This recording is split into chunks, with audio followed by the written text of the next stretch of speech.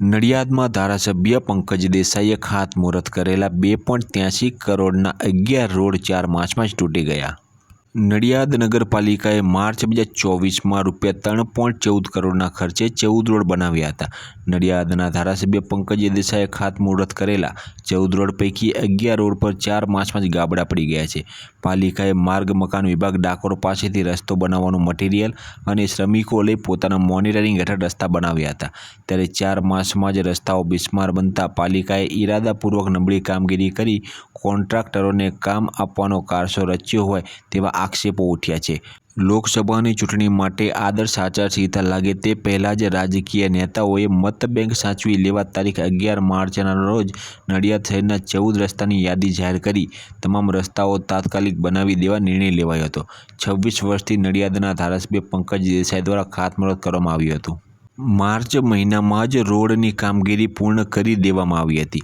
આ 14 કરોડ પૈકી ₹2.83 કરોડના ખર્ચે વોર્ડ નંબર 4, 8, 9, 11, 12 અને 13માં બનાવેલા 11 રોડ પર ખાડા પડી ગયા છે। ચોમાસાની શરૂઆત થતાં જ કેટલીક જગ્યાએ રોડ ધોવાઈ જવાનું શરૂ થયું છે, તો કેટલાક સ્થળોએ પાલિકાના અન્ય કામો માટે રોડ ખોદી નાખવામાં આવ્યા છે।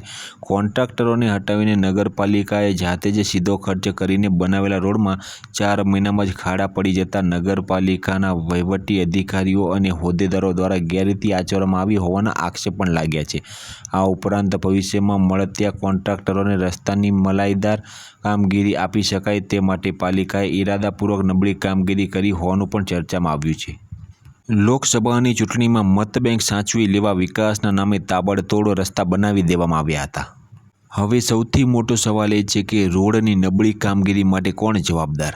પંકજ દેસાઈ ધારાસભ્ય, કિન્નરી શાહ પાલિકા પ્રમુખ, રુદ્રેશ હુદડ ચીફ ઓફિસર કે ચંદ્રેશ ગાંધી સિટી ઇજનેર? આવા જ ઉપયોગી ન્યૂઝની માહિતી મેળવવા માટે ચેનલને સબસ્ક્રાઇબ, લાઇક અને શેર કરવાનું ના ભૂલતા, જેથી આવી જ ઉપયોગી માહિતી સૌથી પહેલાં આપને મળતી રહે।